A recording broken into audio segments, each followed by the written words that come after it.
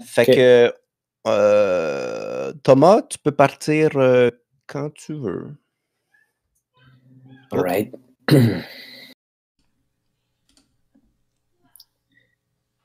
Thomas, finalement, pas tout de suite.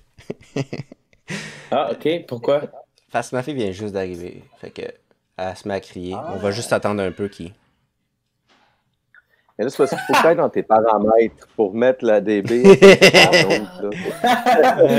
Faut que tu mettes tu mettes ta fille à off. Faut que tu la désactives. Oui, c'est beau ça, Thomas, encore. Je peux y aller? Ouais. Je l'entends. OK, j'y vais.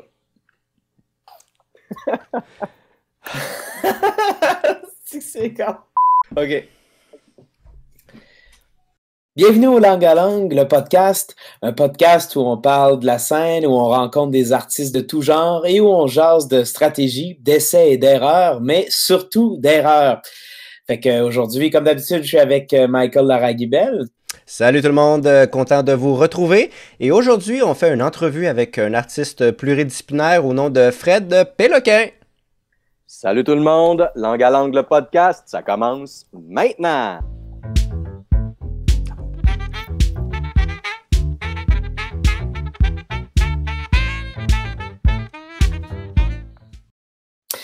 Bon, salut Fred, c'est le fun de t'avoir aujourd'hui dans ce local plein de marionnettes. Ben, merci de l'invitation. Et ouais, merci à toutes les personnes qui font en sorte que je peux être dans ce local plein de marionnettes. Peut-être allez-vous les voir tout à l'heure. Oui, c'est ça, tu me disais, c'est le local de Anne Marionnette, c'est ça? Exactement. Okay, ouais, c'est ça. Cool. Exactement. Eh bien, écoute, ça serait le fun, comme tu le sais, le podcast, on parle un peu des démarches d'artistes, puis toi, tu as quand même beaucoup d'expérience de scène. Fait que je serais curieux, tenterais-tu de nous dire un petit peu, je sais pas, là, l'évolution de ta démarche un peu, parce que toi, tu es musicien à la base, hein, c'est ça? Ou à la base? Explique, non, mais comme... Non, c'est ça, hein? Explique-nous un peu ton parcours. Vas-y, là. C'est ça. À la base, moi, la musique m'est tombée dessus en 2001, tu sais, c'est l'an 2000-2001. J'étais allé en Europe, je suis revenu, j'étais complètement perdu, tu sais, je devais partir 2 mois, je suis parti 6 mois, puis là, en revenant, mes meilleurs amis avaient un groupe de musique, puis c'était comme si j'étais jamais parti, puis là, j'étais comme, mais qu'est-ce que vous faites, tu sais, vous jouez de la guitare, puis t'es comme, ben ouais, on a un groupe, puis t'es dedans, tu sais. Fait que là, comment je suis dedans, tu sais, qu'est-ce que je vais faire, je joue pas de musique, les gars, puis là, ils étaient comme, ah ouais, c'est pas grave, tu vas chanter, tu sais, puis moi, à l'époque, j'étais comme, voyons, chanter, tu sais, ça marche pas. Fait que là, finalement, ben, moi, dans ma famille, tu sais, il y a tout le temps eu de la musique, sauf que, malheureusement, mon grand-père avait perdu l'usage de la parole, puis beaucoup de dextérité, là, dans un ACV. Fait qu'il toute la famille avait arrêté de jouer de la musique, puis je savais qu'il y avait quelque part quelqu'un qui avait eu un accordéon. Fait que j'ai lancé ça de même à mes parents. Si vous trouvez un accordéon dans le temps des fêtes cette année, ramenez-moi-le, j'aimerais ça l'avoir. Et puis, c'est arrivé. Mon père est revenu avec une grosse valise brune, il a mis ça sur la table, puis tu sais, j'étais comme, qu'est-ce que c'est ça? Puis il dit, ben, fais attention à ce que tu souhaites, tu sais ce que tu voulais, tu l'as. Là, j'ai pogné un accordéon, puis bon, j'ai joué beaucoup de musique avec des gars. On avait un groupe qui s'appelait les Amochés du Bocal à l'époque, et c'était pas mal amusant. On a été célèbres à très peu d'endroits, mais notamment Nostradamus à Québec, c'était vraiment génial. C'était notre premier show. Ça faisait comme 2 mois, 3 mois que je jouais de l'accordéon, puis d'un côté de la scène, il y avait comme des gens qui nous traitaient de hippies, puis qui étaient comme, vous savez pas jouer, vous étiez qu'une gang de hippies, ça vaut pas de la boîte. Puis l'autre bord, il y avait plein de monde, nos amis qui dansaient, puis le serveur qui arrêtait pas de nous amener des pichets, puis il était comme, vous êtes mon meilleur band de l'année, tu sais, puis c'est de même que ça a commencé, à peu près, de la musique. Parce que sinon, ben, c'est ça, j'ai étudié en art visuel à l'UQAM, en fait, là, fait que j'ai un parcours universitaire qui a été disloqué parce que, à un moment donné, Marco Cagliari m'a engagé comme musicien. Fait que j'ai fait de la tournée avec lui pendant près de 10 ans. Fait que, tu sais, pour moi, l'arrivée sur la scène, c'était pas quelque chose que j'avais nécessairement planifié ou que j'avais anticipé ou que j'ai travaillé pour.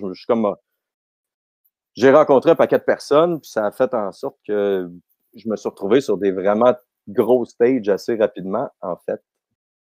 Je fais de mon mieux pour faire ça court, là. Puis, non, ben, comme t'étais pas destiné nécessairement à la scène, ça t'est tombé dessus, est-ce que t'as senti qu'il y a eu une évolution de toi sur scène? Tu sais, au début, t'étais-tu à l'aise de jouer devant le public? C'était-tu quelque chose que t'avais de la misère, puis tranquillement, ça s'est dégêné? Ah, mais c'est sûr que ça a changé énormément, mais tu sais, c'est parce qu'à la base, mon premier show, tu sais, je sais pas comment dire, avec les amochés, ça allait parce on pratiquait puis tout, puis c'était comme, c'est un peu la rue qui est à nous style, si tu veux, ou les trois accords avant l'avènement des trois accords, là, tu sais, c'était ce genre de musique un peu, puis c'était clarinette, guitare et banjo. Mais tu sais, le premier show avec Marco, j'étais juste pas prêt à zéro, là. Je suis resté sur scène tout le show. Je connaissais une toune, tu sais. J'avais le temps d'apprendre juste une toune. Je restais là tout le long, puis j'ai joué de la tambourine, je tapais des mains, puis tout. Puis à la fin du show, il est venu me voir, puis il était comme, t'es mon gars, apprends les tounes, puis that's it. Puis j'ai roulé 10 ans avec, finalement, tu sais. Il était comme, c'est juste comme, apprends les chansons, puis ça va bien aller. Mais j'avais pas été capable d'apprendre l'ensemble des chansons à ce moment-là, puis tu sais, j'étais stressé fou. Ça n'avait pas rapport à ce moment-là, comment j'étais stressé, ce show-là. Puis Alexis Dumais, qui est un super musicien, qui m'avait comme dit, fais-toi-en pas, Fred, dans la salle, il y a juste des accordéonistes qui sont venus juger l'accordéoniste. Fait que lui, déjà, en partant, il m'a donné une jolie leçon en partant, que juste comme, viens faire tes affaires, relax, ça va bien aller. Ouais. Puis oui, avec le temps, c'est sûr que les choses ont évolué énormément. Puis j'ai fait vraiment beaucoup de spectacles. Puis notamment, là, si on va arriver à comment moi j'arrive à faire de la scène puis des trucs, c'est qu'à un moment donné, au début, Marco faisait encore Anonymous et son show de Marco Cagliari, c'est ça? Des fois, il faisait 2 shows par soir où il allait faire 4-5 shows en 3 jours. Nous autres, ils nous laissaient à quelque part puis ils flyaient pour aller faire 200 km puis aller rejoindre Anonymous pour faire un autre show. Et ben, il s'est rendu pas mal au bout de ça. Fait que c'est arrivé à un moment donné, puis vers la fin du spectacle, puis il se revient vers nous autres, puis qu'il allait plus bien, il était juste plus en forme. Fait qu'il est parti en courant, puis il nous a dit arrangez-vous, tu sais. Mais tu sais, arrangez-vous, ben ouais, c'est cool, c'est rendu le rappel, puis la foule, elle pense que t'es juste sorti de scène parce que t'es sorti de scène. J'ai regardé les musiciens, puis j'ai fait, bon, ben, OK, on va faire telle tune, c'est ça la tonalité, puis let's go. Puis on s'est mis à faire cette tune-là, puis après ça, ben, c'est devenu récurrent, finalement, à tous les spectacles pendant presque 1 an et demi. On jouait, je faisais la première tune de rappel du show de Marco, puis lui, ça lui servait à reprendre un peu d'énergie, à se calmer, puis revenir en force. Puis, ben, moi, c'était vraiment super le fun parce que j'ai goûté à être vraiment un frontman, en fait, pendant... Ah, c'est ça. C'est les premières fois que tu t'adresses vraiment au public, tu commences vraiment à avoir une interaction avec eux, là. Ça, c'est dans les plus grosses situations. Sinon, en 2004, j'ai sorti un EP qui s'appelle Du Fort et des Glaces. Puis ça, je l'ai un petit peu joué, mais vraiment pas beaucoup à l'époque. J'étais trop dans j'étais à l'université. Je fais de la tournée avec Marco, je continue à travailler en boulangerie parce que faut que je vende de quoi pour vivre. Fait que, tout est en même temps, finalement. Fait que j'ai pas joué beaucoup mon show, mais la première fois que j'ai joué mon show solo, c'est à Stoke, en Estrie, un petit village vraiment pas loin de mon village natal. Puis c'était vraiment cool parce que c'était un souper spectacle. Puis parce que personne ne s'attendait à ce qui allait se passer là, puis moi non plus, en fait. Il y avait une madame avec son enfant de 11 ans, puis la madame, elle se tenait la tête de même, puis elle était comme « Faites-le taire, arrêtez! » Le petit gars, lui, il me regardait de même, comme... Finalement, j'ai juste dit à madame, il y a quelque chose de pire qu'un poète pour faire l'éducation de votre enfant, madame. Mais voilà, je sais pas, tu sais, c'est une multitude de choses qui m'amènent là, en fait. Ouais, c'est ça. Toi, c'est vraiment les accidents ou les imprévus de la scène qui t'ont amené à te découvrir, dans le fond, c'est ça? C'est ce que je comprends. D'une certaine manière, oui, tu sais, parce que c'est ça, quand je rencontre l'accordéon, c'est une révélation, c'est une passion qui naît d'un coup, mais ça vient aussi avec le fait que, puis ton mot accident est vraiment bon, ça vient avec le fait que je viens de faire un paquet de commotions cérébrales à faire du sport, parce qu'avant, moi, j'étais un super sportif. J'étais goaler au hockey, j'ai joué au rugby, j'ai fait du kung-fu, j'ai joué au football, au soccer, tout. Mais dans tous ces sports-là, j'ai été surtout excellent à me péter à la gueule et à me faire péter à la gueule. Fait que, tu sais, une multitude de commotions cérébrales, perforation de la rate, tu sais, j'ai un compte qui parle de c'est une menterie, là, à cette heure, en tout cas, c'est une de mes meilleures menteries, mais c'est une histoire vraie. Fait que oui, les accidents sont à la base de tout ça, puis tu sais, j'ai vendu finalement mon équipement de hockey suite à la rencontre avec un médecin qui m'a demandé, il m'a dit, est-ce que tu vas être millionnaire cette année à jouer au hockey? Puis j'étais comme, ben non.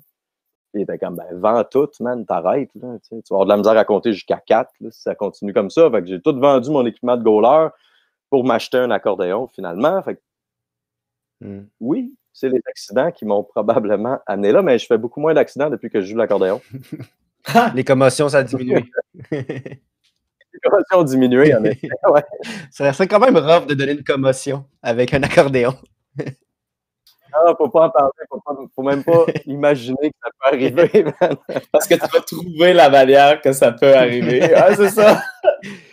Le pluri, parce que c'est ça, tu sais, pluri, parce que c'est ça, tu juste là, tu as parlé un peu de conte, mais tu as fait du slam aussi, tu as fait comme, est-ce que c'est arrivé aussi par accident, le pluri, ou le côté pluridisciplinaire à amener des artistes d'autres disciplines, ou ça a toujours été avec toi dès le début, tu sais, comme, comment ça s'est... C'est une bonne question. Tu sais, j'écris vraiment depuis très, très, très longtemps, en fait. Je pense qu'à la base, même quand j'étais j'ai fait le cégep en art visuel à Sainte-Foy, mais j'ai toujours écrit, toujours... depuis que j'ai commencé à aimer lire, je dirais, au secondaire, à quelque part, je me suis mis à écrire. Puis ça, déjà, ça l'a amené deux côtés à mon partant, là, à ma recherche artistique, je dirais. Fait que à la base, il y a ça. Puis après, ben là, c'était les rencontres ici et là. Puis, tu sais, je veux dire, je pense qu'en étant en art visuel à l'UQAM, à Montréal, ça m'a permis de rencontrer des artistes vraiment cool qui étaient beaucoup plus déjeunés puis beaucoup plus émancipés que moi quand je suis arrivé à l'UQAM déjà. J'ai joué avec un truc obscur qui s'appelle, je pense, c'est Rubert et ses sales chats. Il faudrait que je retrouve le nom. Mon premier show à Montréal, ça se passe au Fofone électrique pendant une soirée heavy metal. Moi, je suis attaché dans une chaise roulante avec mon accordéon sur moi, un casque de hockey, le micro qui descend en plein dans ma face parce que c'est ça qui va faire sonner l'accordéon.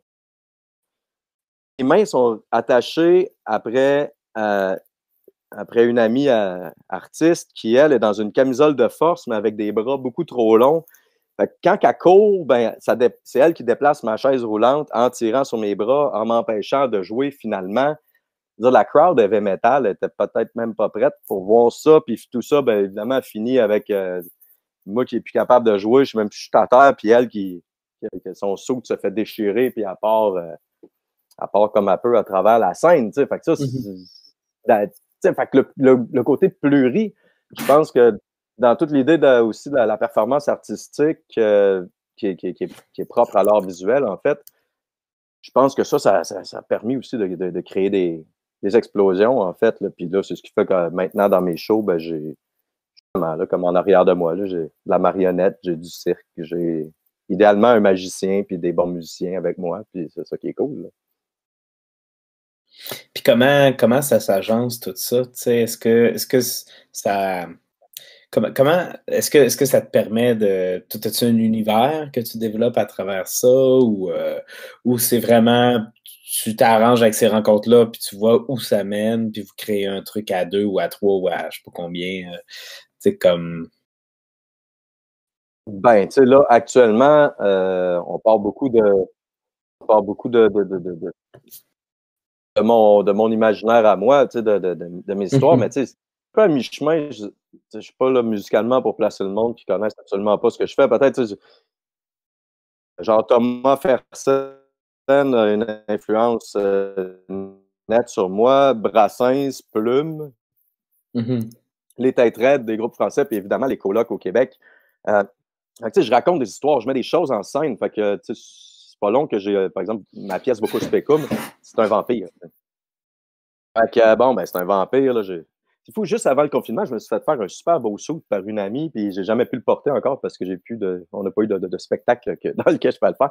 Mais j'ai une belle manche de vampire, puis je descends avec mon accordéon. Fait que quand je rouvre, c'est super beau, mais bon, c'est pas là.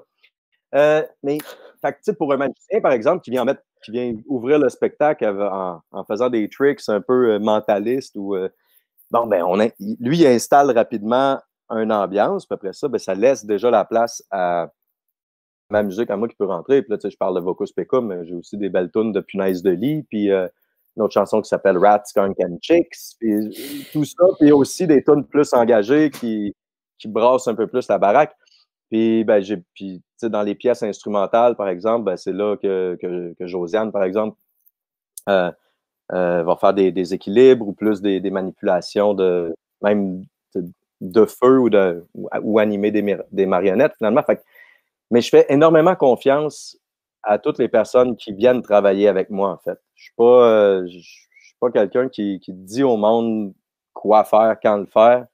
C'est plus comme baigne un peu dedans, puis on va travailler ensemble. Puis moi, c'est comme si mon baptême avait été fait sur scène, en fait. Fait que c'est pareil pour mes textes, même en slam ou quelque chose. J'ai beaucoup de difficulté à considérer qu'une chanson est bonne ou qu'un texte est bon ou qu'un conte est bon s'il n'a pas été fait devant le public pour vrai. Tu sais, c'est comme j'ai beau le relire plein de fois ou jouer la tune plein de fois dans mon salon, ça me dira pas si elle est bonne ou pas. J'ai beau l'enregistrer, l'écouter, la faire écouter à d'autres, ça reste, c'est pas ça. J'ai besoin de la vraie rencontre avec le public là, pour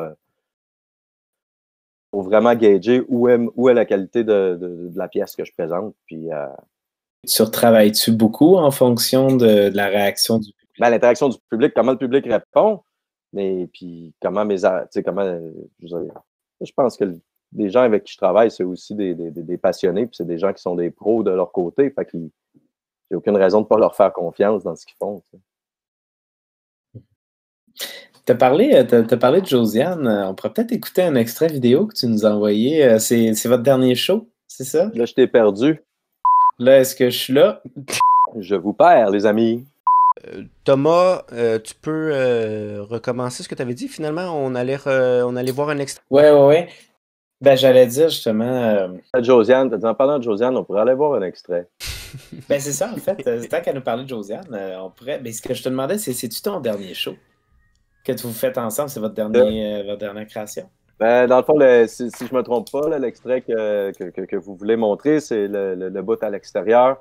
Donc, ça, c'est un spectacle qu'on a fait à Saint-Tite pour une résidence de personnes âgées. En fait, qu'on a fait c'était pendant le confinement. Donc, nous, on était dehors, puis on s'est adressé à 3 façades. Et puis, c'est Josiane Lamoureux qui a fait le montage vidéo et tout. Fait qu'il y a une partie de la musique qu'on entend, en fait, vient de mon album Caresse et Stigma, qui est sur Bandcamp et que vous pouvez acheter si vous voulez. Mais sinon, c'est elle qui, c'est vraiment Josiane qui a fait toute la job. Il y a un petit bout de live dans lequel je parle aux madames et tout, mais c'est justement c'est la beauté du genre de travail que je fais, c'est que c'est super versatile, puis on peut se permettre d'aller un peu changer le spectacle, continuer avec des pièces que moi je fais, mais en amenant plus l'art du cirque au premier plan, finalement, puis de continuer à chercher des pistes de création, puis des manières de se diffuser, même en période difficile, je dirais. Parfait. Super. Ben écoute, on va écouter ça, on en revient là-dessus. Sure. Alors, c'est...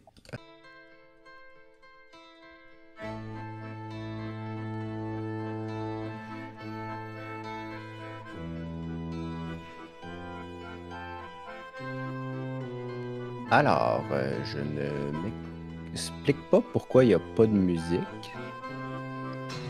Mais je vais le rajouter après l'écoute.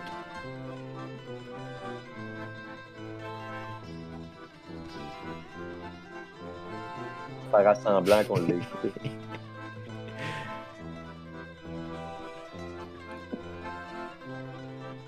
Je commence à vraiment aimer ça, votre podcast. C'est ton genre, hein, avec des accidents. C'est bien beau, mais de temps en temps, Josiane, ses batteries tombent à off. Fait que là, il va falloir la recrinquer. OK? Bon, ça, c'est une bonne idée. Les applaudissements, ça marche bien, mais vous avez déjà bien réagi à tout ça. Fait que là, j'ai besoin de vous tous là-bas, là, toute la gang, là, au balcon, là-bas. On dirait qu'il y a une piscine creusée, vous avez la bain là-bas. En tout cas, OK, tout le monde, on va se faire une espèce d'incantation. Les mains en haut. Bobby Blue Blue. Les mains à gauche. Ba ba ba ba ba. Les mains à droite. Kuchi kucha kacha. Puis les mains au hanches. On fait.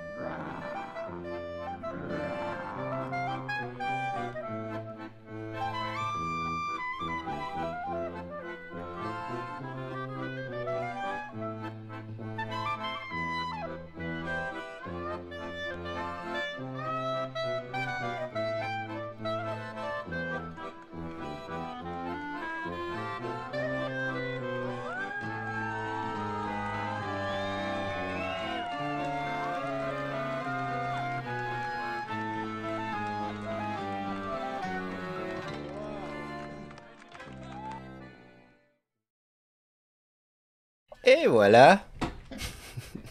Pas. Alors, c'est la fin de l'extrait.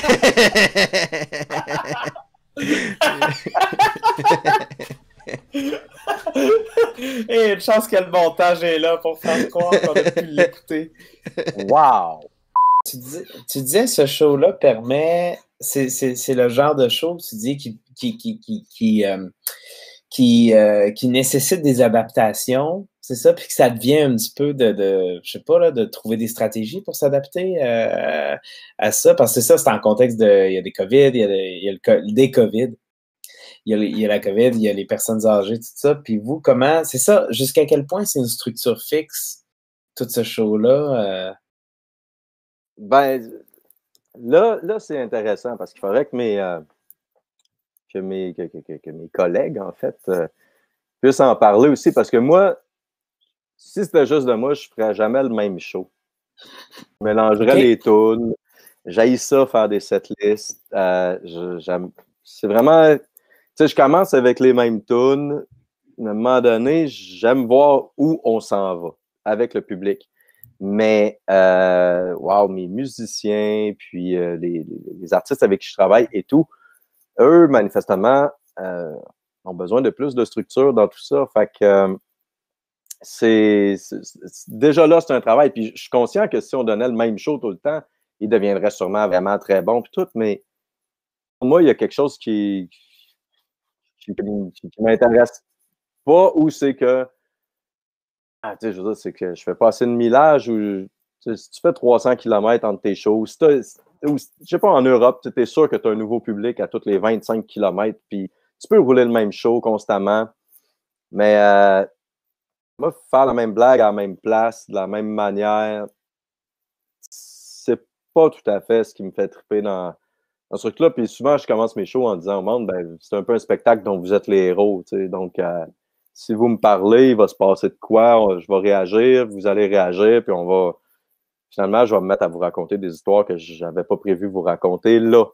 Puis ça, ben, avec le temps, ben, justement, là, Jean-Sébastien Leblanc, clarinette, puis Juléo là, au tuba notamment, qui m'accompagnent beaucoup. Ils sont devenus super bons à juste improviser des musiques sur mes contes ou sur mes histoires sans même nécessairement savoir là, ce qu'il en est. Là. J'ai mon ami Andrea Goddy aussi, à guitare, que il veut qu'on fasse des shows puis qu'il voit écrit à quelque part sur cette liste. Juste, c'est quoi ça? C'est quoi la sonde que je fasse? Bah, t'as jamais entendu, mais c'est pas grave, là. Tu improvises, tu vas t'amuser, tu sais.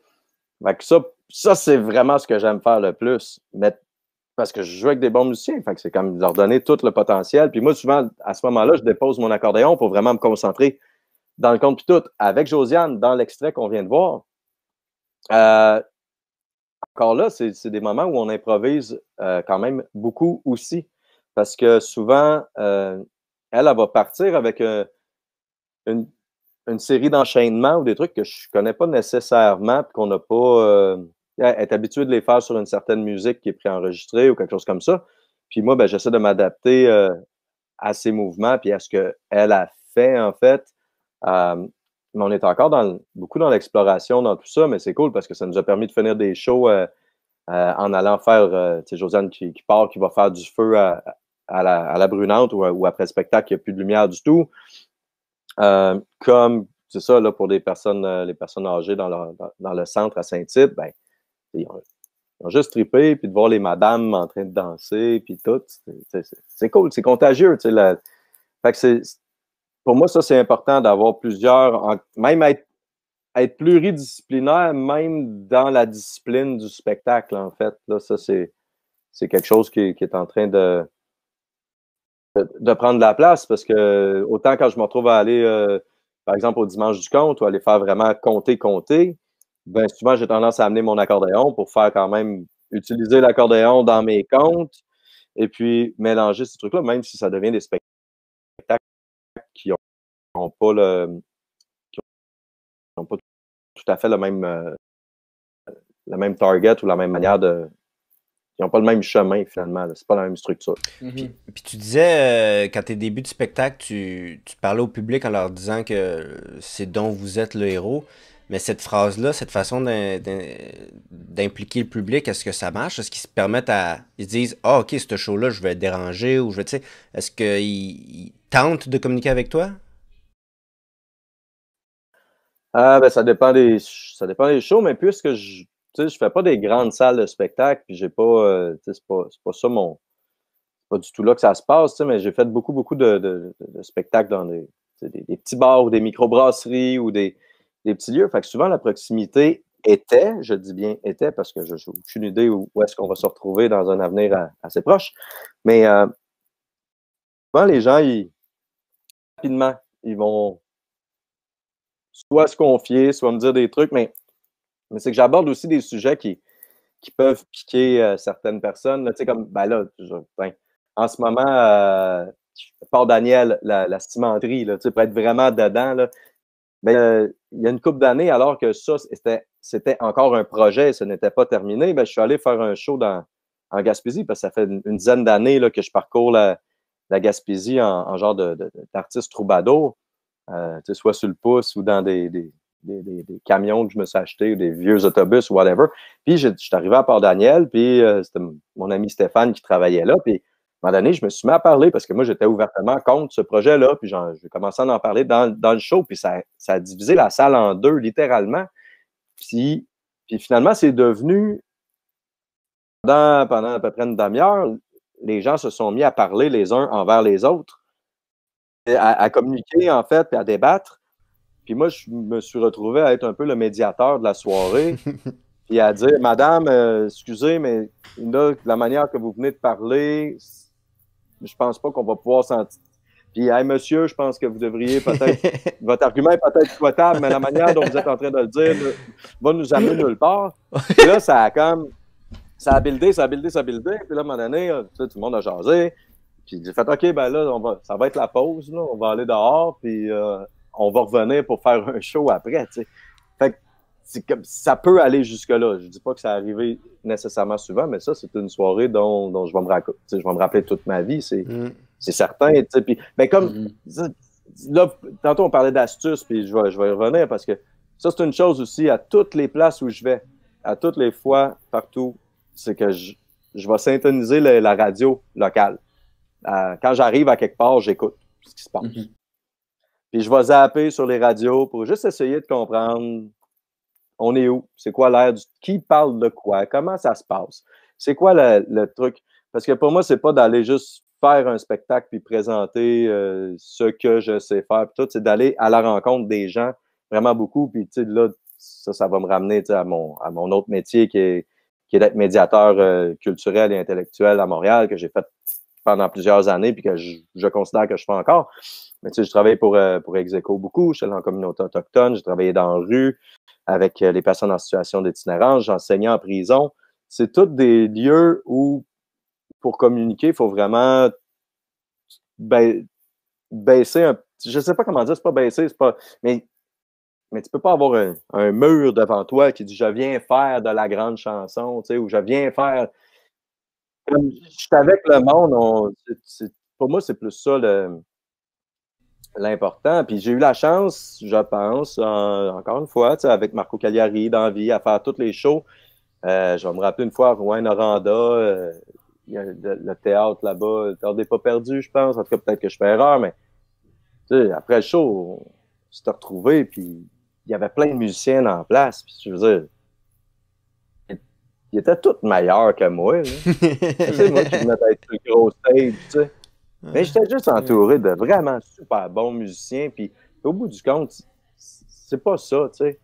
Puis putain, erreur, tu voulais parler de stratégie puis d'erreur. Puis je vais retourner de là.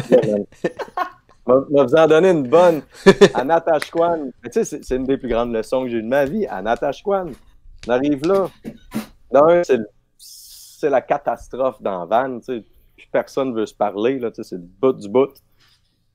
Et on arrive là, puis c'est la seule fois où je me suis comme chicané avec Carlos Araya, tu sais, puis il est sorti d'un bord de la vanne, je suis sorti de l'autre. On a fini ça en jouant une game de penalty shot au soccer. Tu sais, on a comme fait la paix en jouant au soccer, puis il a gagné, je dois l'avouer. Ben après le show, tu sais, on avait joué devant 22 personnes, tu sais, puis moi, tu sais, j'étais tout nouveau là, dans ce monde-là de la musique, puis tout, puis je réfléchis, tu sais, je suis fâché, je parle à voix haute, puis tu sais, je l'ai sur le cœur, peut-être d'avoir perdu au penalty shot, ou peut-être avec Carlos, ou peut-être de plein d'autres affaires. Mais bon, ce soir-là, ça sort comme ça, puis là, tu sais, je lance à voix haute, ouais, ça valait la peine encore de venir jouer ici, tu sais, pour 22 ou 18 personnes, le chiffre exact n'est pas important, c'est comment je l'ai dit, puis l'intention, puis la personne qui faisait notre son là-bas et tout, et qui nous hébergeait en plus, qui nous offrait à manger, tu sais, puis tout. Tu sais, il m'a juste entendu de loin, puis il a juste fait « Hey, tu viens de jouer devant 10% de ma ville, de mon village. » Hey, toi, TQ, man, là, il y avait quand même 10% de mon village. Quand tu joueras devant 10% de Montréal, là, tu viendras m'en reparler. Mais d'ici là, ça, c'est une grande leçon. Puis je la garde, puis j'y pense souvent. Puis je suis constamment reconnaissant de s'il y a 3 personnes dans la salle, maintenant, quand je fais un show, je les remercie toutes et tous d'être là. Puis ça, pour moi, c'est un privilège. Puis ça vient aussi avec une responsabilité que de ne pas dire que de la boîte dans un micro. C'est pas facile. Fait que j'ai eu la chance de vivre ça sans être front, en fait. Fait qu'il y a de grands enseignements qui m'ont été donnés de manière assez directe. Il en va de soi, mais c'est ça. Ça en était une erreur, mais non, je ne la referai pas. Ça, c'est sûr. C'était beau, ça. Aïe, aïe. Oui, non, mais c'est vrai, c'est 10% du village, donc c'est beaucoup. Même si c'est juste 20, ben, c'est énorme. Je veux dire, c'est immense. Je veux dire, je connais pas la population de tous les villages du Québec ou toutes les villes du Québec, mais je veux dire, 10% de Montréal, ça ferait quand même un moyen tas de monde. Là. Puis 10% de Québec aussi, là, je veux dire, c'est ça. Puis ce 10%-là se sont déplacés pour voir le spectacle, tout ça, pour s'intéresser à ce qui se passe dans le village. Donc... Et voilà! Et voilà, puis c'est la même chose. Mais tu sais, c'est ça, c'est que j'ai eu ces cues-là. Il y a d'autres histoires, il y a d'autres moments où ça n'a pas été. Il y a des moments où on vient. À cette époque-là, avec Marco, on faisait quoi, 150 shows par année. Là, je veux dire, on roulait comme des fous. Là. Fait qu'il y a des jours où ça ne te tente plus, là, des jours où tu n'es pas là, des jours où la route n'était pas belle, que c'était levé mais, puis, ça, c'est Carlos Araya encore qui. Ça me l'a dit, t'as comme, man, tes petits états d'âme, puis tes petits problèmes, puis tes affaires, ben. Le monde n'a pas payé pour voir ça, man. Ils n'ont pas payé pour voir un gars boudé sur son banc avec un accordéon.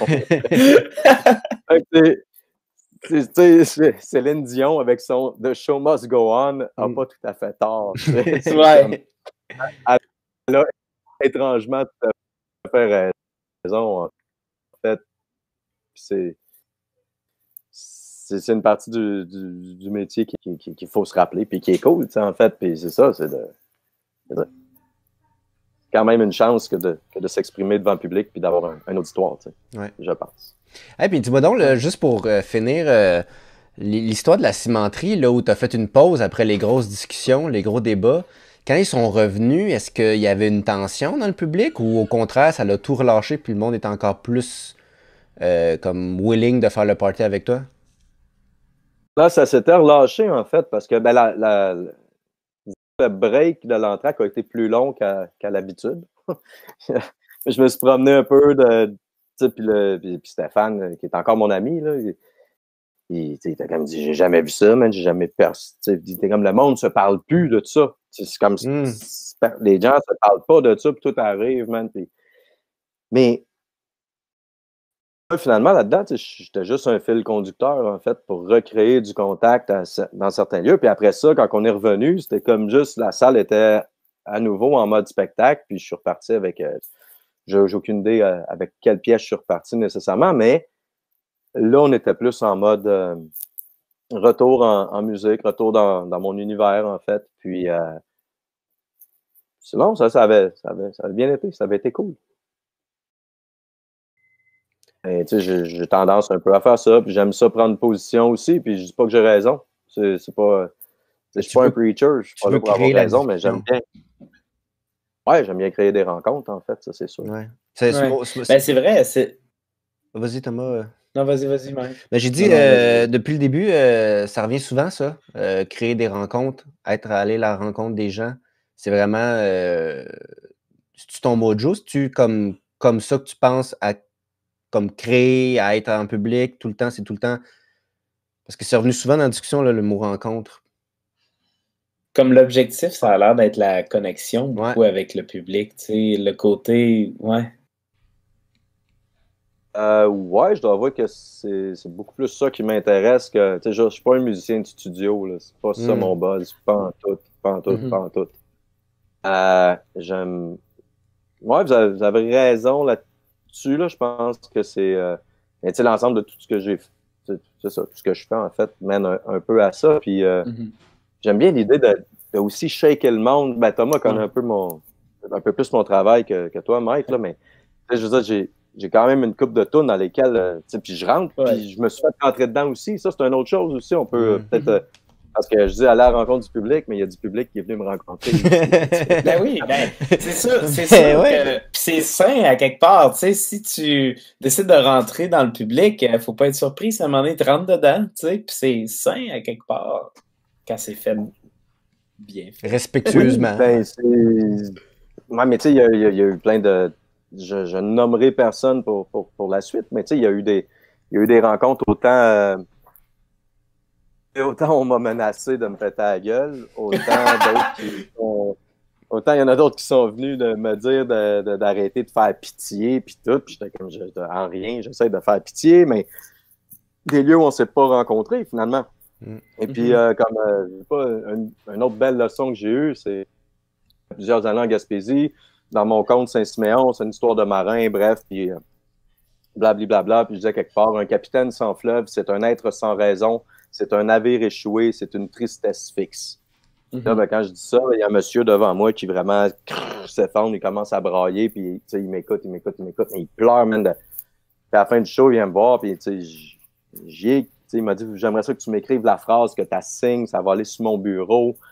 Puis, il adore cette phrase-là, ça a fait du sens pour lui. Puis moi, après le show, je suis juste comme « Ah, yeah, man, blablabla ». Je raconte ça à un autre dude. Ben, il s'appelle Charles, le monsieur. Puis là, Charles, il fait juste me ramener à terre. Puis il fait comme « Toi, t'as rien compris, man. » Il dit « Toi, t'écris des phrases. » Il dit « Mais c'est que le monde font avec tes phrases. » Ouais. Pas toi qui l'as fait. Il dit « Toi, on va dire, c'est comme, tu peux pas prendre toute la... Tu peux pas prendre tout ça. C'est comme... oui, tu as écrit une phrase qui a vraiment touché profondément quelqu'un. D'accord. Après ça, ce que lui va faire de sa phrase, ce que lui va... Jusqu'où lui amène ces phrases-là dans son propre intérieur, c'est chaque personne qui fait le chemin avec avec la poésie des autres, finalement, puis avec les mots des autres. Il y a une partie qui, je pense, dépasse et transcende l'émetteur, du moins. Voilà. On est un peu deep, je peux vous rappeler je peux vous parler de quand on m'a menacé de me péter à la gueule. C'est vraiment. S'il te plaît. Non. OK, mais écoute, moi j'irais au deuxième extrait. Ouais, j'irais au deuxième extrait, en fait, qui est qui est le projet, je crois, d'intervention que tu as fait dans la rue avec les dessins. C'est ça? Ouais, avec les. La voix de hasard. Les voix du hasard. Ouais. Ouais. Mais je pense qu'en plus, c'est un bon exemple de justement utiliser l'art pour faire une rencontre entre les gens, là. Oui, vraiment. Donc, c'est parti quand tu veux, Mike. C'est parti. Alors, moi, je comprends pas pour le son.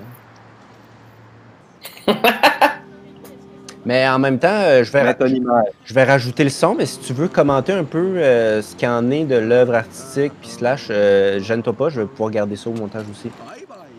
Ben, je vais juste ouvrir pour voir on est où à peu près. OK, parfait. Dans le fond, ça, c'est un projet que j'ai créé quand je travaillais dans des centres pour personnes âgées atteintes d'Alzheimer, en fait. À ce moment-là, j'enseignais. Je devais donner des cours de peinture. On pourra se poser la question sur la nécessité d'offrir des cours de peinture ou des cours de quoi que ce soit à des personnes qui sont atteintes d'Alzheimer. Mais bon, à force de voir des gens finalement qui ne se rappelaient pas qu'eux-mêmes avaient fait un dessin ou une ligne, je me suis dit que ce qu'il fallait, c'est créer du collectif et que chaque personne, même si elle allait oublier ce qu'elle avait fait, ben, la trace du travail allait être permanente. Fait qu'il y a à peu près une trentaine de toiles comme ça là, qui sont dans la couronne montréalaise, beaucoup à Laval en fait, dans plein de lieux pour personnes âgées. Puis j'ai fait ça, ben là, ce qu'on voit dans la rue, c'est avec l'organisme Execo, pour qui j'ai beaucoup travaillé, puis avec qui je suis encore proche. Là. C'est juste que dans les 2 dernières années, j'ai moins eu l'opportunité de travailler avec eux. Execo.org, s'il y en a qui veulent aller voir, c'est un superbe organisme. Puis j'ai travaillé avec on a fait 4 toiles comme ça, puis là c'était surtout en partenariat avec les différents centres qui viennent en aide aux personnes autochtones à Montréal, en aide. Oui, du logement, là, par exemple pour le PAC ou pour Open Door. Là, cette vidéo-là, on est devant le Centre d'amitié autochtone de Montréal. Puis, comme vous pouvez le voir là, dans la vidéo, il y a du monde vraiment de partout. Le concept est assez simple, c'est qu'on dessine avec des voitures téléguidées. Quand il y a 3 voitures en même temps qui se baladent, qui ont des crayons dessus, ça fait des lignes. Puis à un moment donné, quand je vois qu'il y a assez de lignes, ben on arrête les passants, puis on demande simplement aux gens, ben, qu'est-ce que vous voyez, qu'est-ce qu'il y a là, puis bon, on choisit. Puis là, dans ce cas-là, ben, c'est un oiseau qui a été déterminé. La toile est toujours au Centre d'amitié autochtone, d'ailleurs, s'il y en a qui veulent aller la visiter. Et c'est un lieu qui est très, très agréable à fréquenter, en fait. Là, il n'y a aucune gêne à aller rencontrer les gens là-bas. Ils ont des super studios dans le sous-sol pour faire de la sculpture sur pierre, puis tout. Ce qui était vraiment cool, en tout cas, de ce shot-là, ce projet-là, c'est pas tout à fait là qu'on était, parce que le projet, on l'a déménagé un petit peu après vers Guy Concordia, où est-ce qu'il y a le Red Roof, où c'est un centre d'aide à Montréal. Puis j'ai des collègues qui m'ont dit « Hey, regarde, c'est Arcan, le cinéaste. » Fait que là, je suis parti après. Je suis allé le voir, puis j'ai dit « Hey, monsieur, franchement, si vous voulez venir donner un petit coup de pinceau sur mon œuvre collective, ça serait vraiment cool. » Là, comme de fait, il accepte, puis il vient. Et les règles étaient assez simples, c'est de dessiner à l'intérieur des formes prédessinées, puis tout, mais M. Arcan commence à peinturer n'importe où. Puis là, il y a un autochtone de la rue, tu sais, puis il est assez grand, ce personnage-là, je sais pas, de mesurer 6 pieds 1, 6 pieds 2, certain. Et l'autre personne qui est juste à côté, c'est une personne qui est en situation d'itinérance, puis qui est tout petit, de mesurer, je sais pas, 5 et 7. Il le regarde, puis « Hey, le grand, t'as pas compris qu'on signe, toi! C'est là qu'il faut que tu dessines. » Puis là, à ce moment-là, il y a eu le niveau 0 de distanciation sociale dans la vie. C'est comme... Là, c'était comme tout le monde est égal autour d'une toile, autour d'un foutu coup de pinceau. Puis ça, c'était vraiment cool. Fait que oui, l'idée de la rencontre est primordiale. C'est clair. Puis il y a un autre shot aussi avec une personne en situation d'itinérance qui est dans la rue. Donc, il a bu quelques bières déjà dans sa journée, puis il y a les policiers qui arrivent, puis là, finalement, je donne une manette au gars qui est couché à terre. Puis le policier, il prend une manette, puis là, les deux, ils commencent à jouer aux auto-téléguidés sur la toile.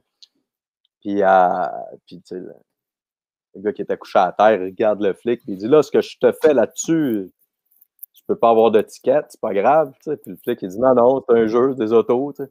Puis là, l'autre, il est comme, watch your ass, dude. Puis là, tu sais, il arrête pas, tu sais, lui, il veut pas dessiner, il veut rien faire, il veut juste scraper le char du flic et le virer à l'envers. Ce qu'il réussit à faire plein de fois. Et le policier, très, très, très bon joueur, le policier à ce moment-là. Puis là, il est à peu près midi. Tu sais.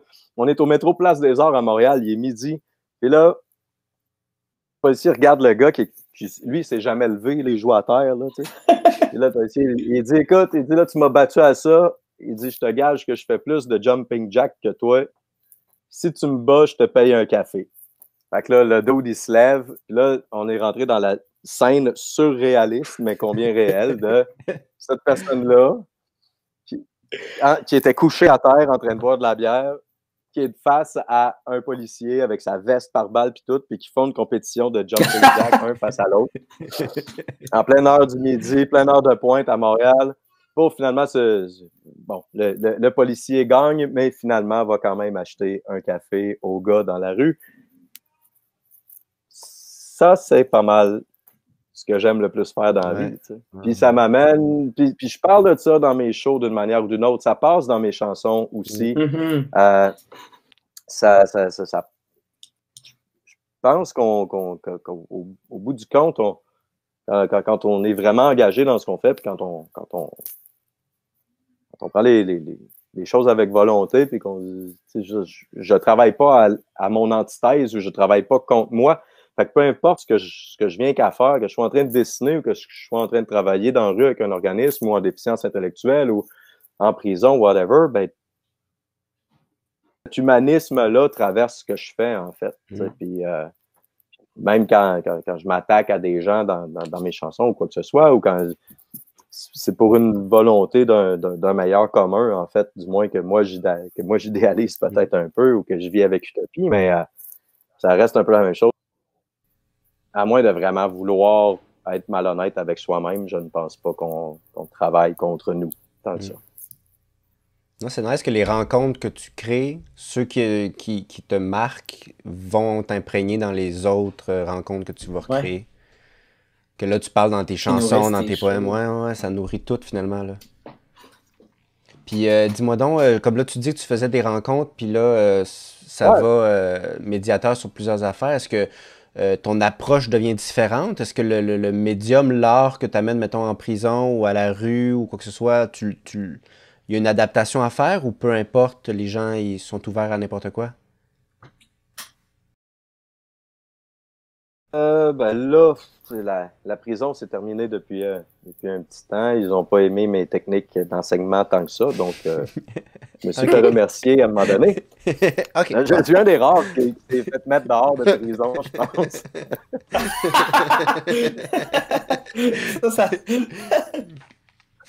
Ils aimaient particulièrement pas le fait que je fasse des cadavres exquis en prison, en fait. Ah ouais? Non, mais là, ça, hey man. À cause à cause du mot cadavre? Ben voyons, pas à raison du jeu. À cause du mot cadavre. Dans cadavre exquis. J'avais pas le droit de dire le mot cadavre. Fait qu'on s'est mis à appeler ça des instantanés créatifs. Oh, des instantanés créatifs! Je ne vous mens pas, mes amis. Des instantanés créatifs.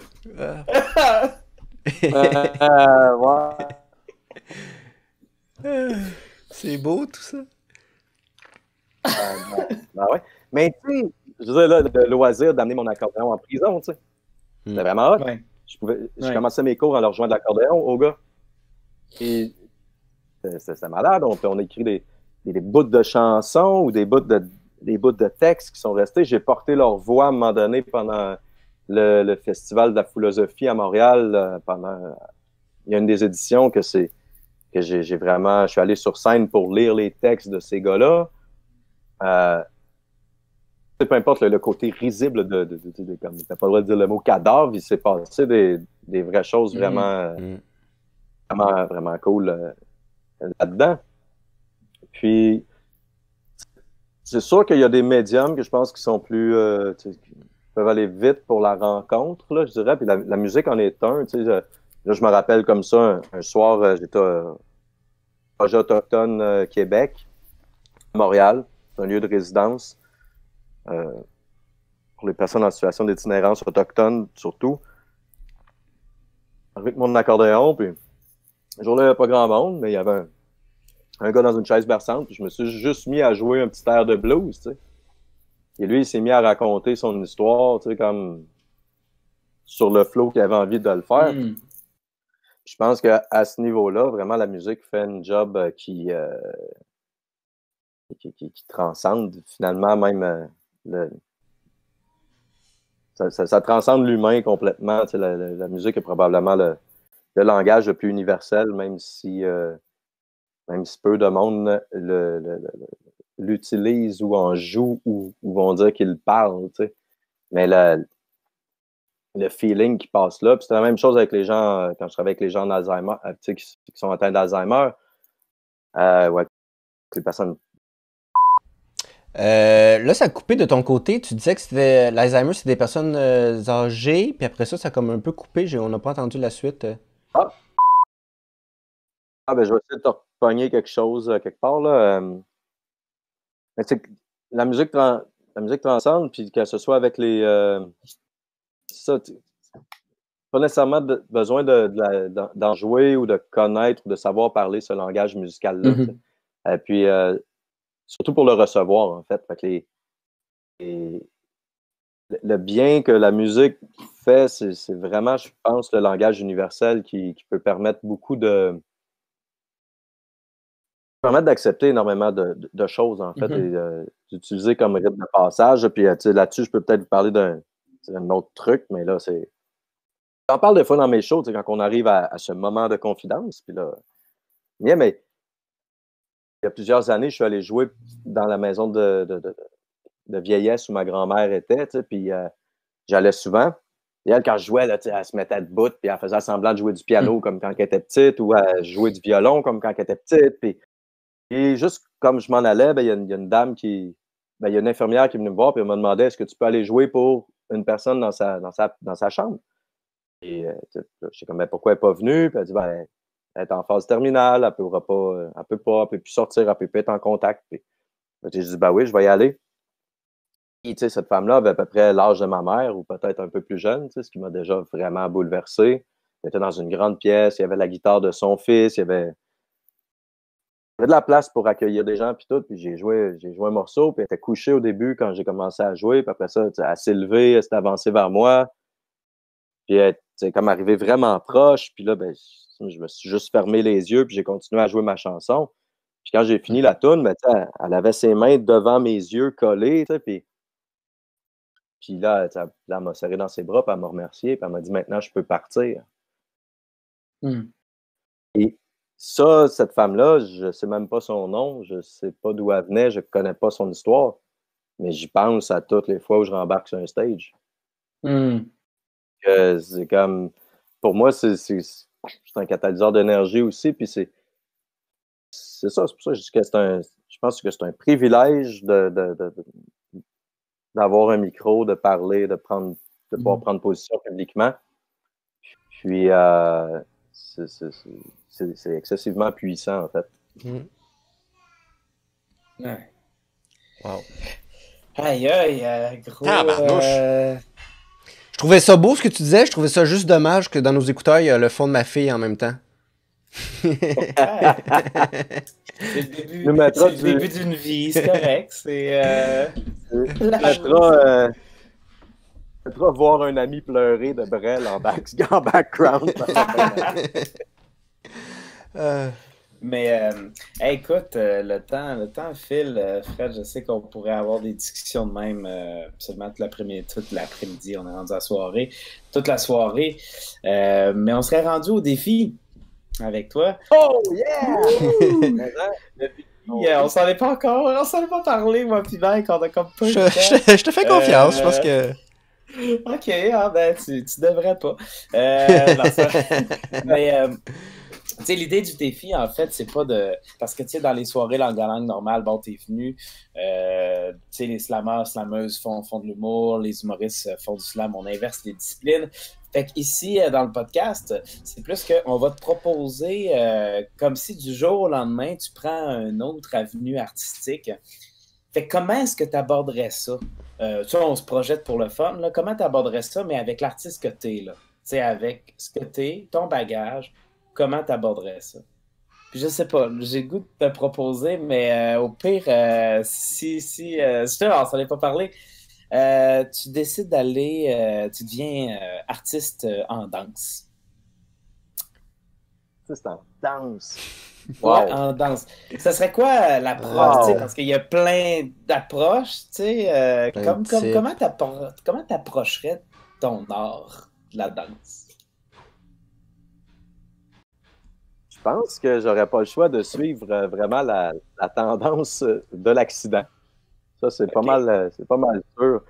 Puisque tout mon bagage, toutes les blessures que j'ai accumulées au fil du temps me pousseraient vers ça. Fait que je pense que ce qui m'intéresserait probablement le plus, ce serait d'aller dans une optique un peu de probablement la danse contemporaine, pour aller exploiter la restriction ou la différence ou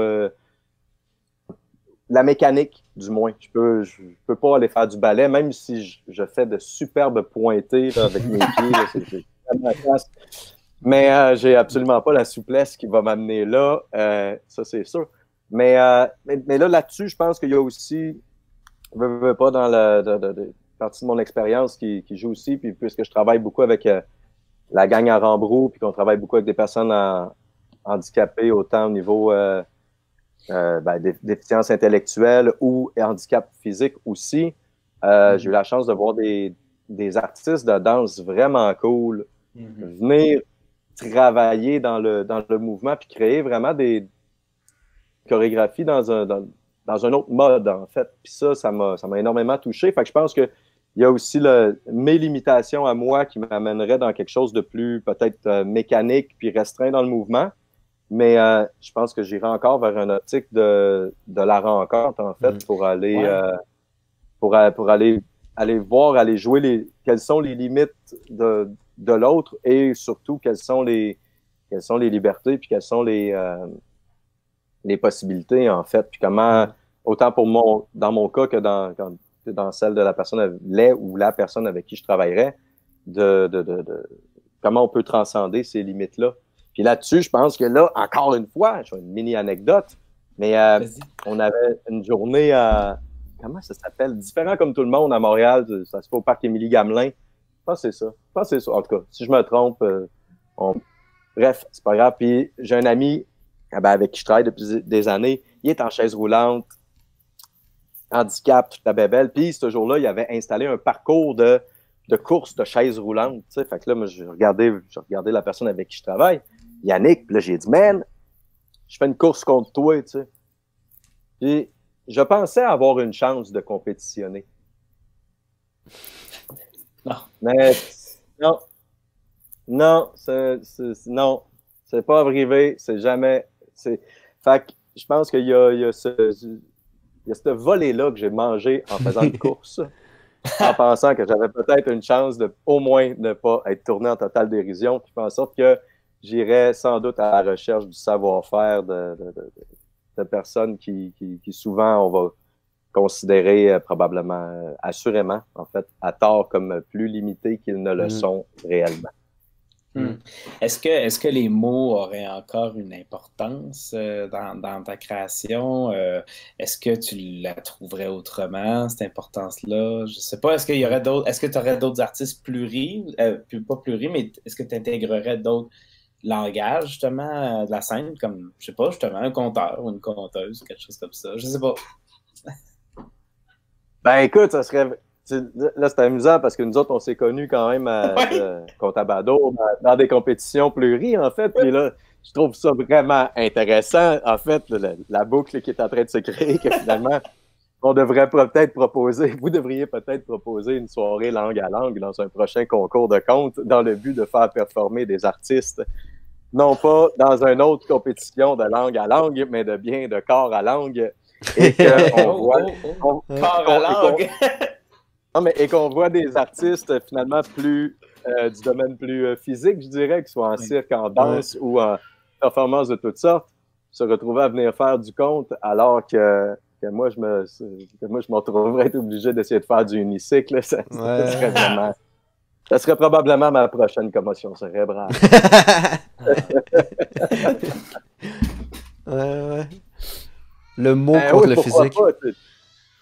Ou le mot pour ou avec, ou comment, en tout cas, comment détruire, pas comment détruire, mais bien comment décrire une performance. Si je me vois essayer de faire de la contorsion, ce serait assurément une performance assez douteuse et limitée, en fait. Mais ce serait beau de voir peut-être une contorsionniste en train de décrire soit ce qui se passe dans mon corps ou ce qui a l'air de se passer de l'extérieur.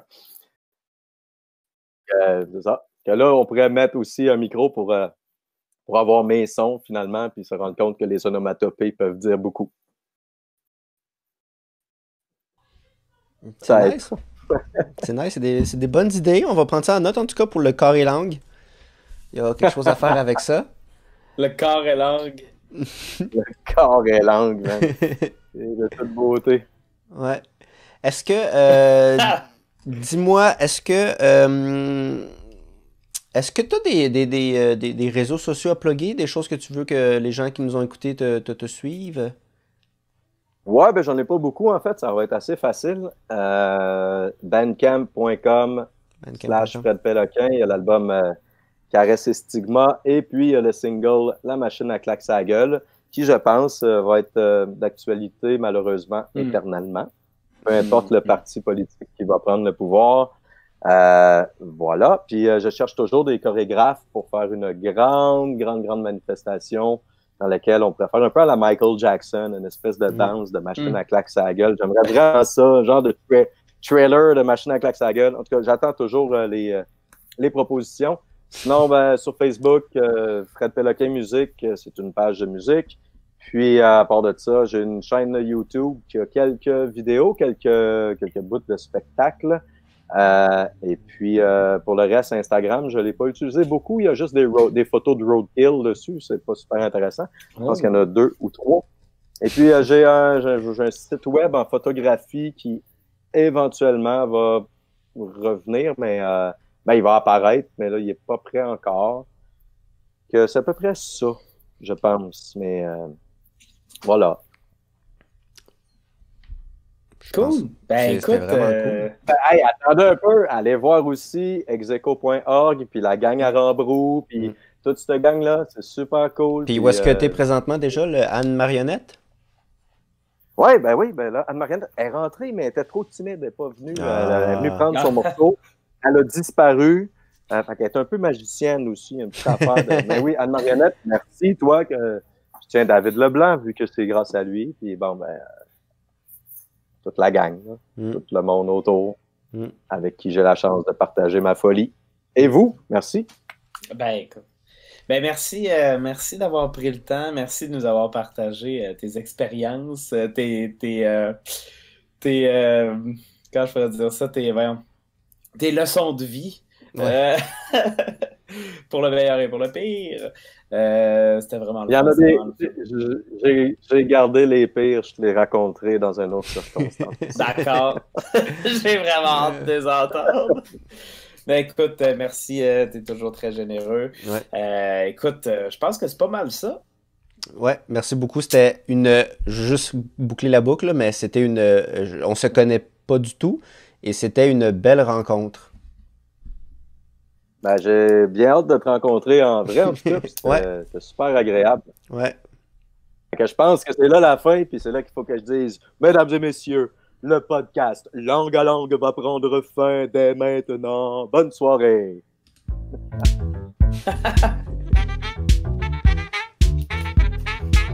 Oh, on va prendre la bière?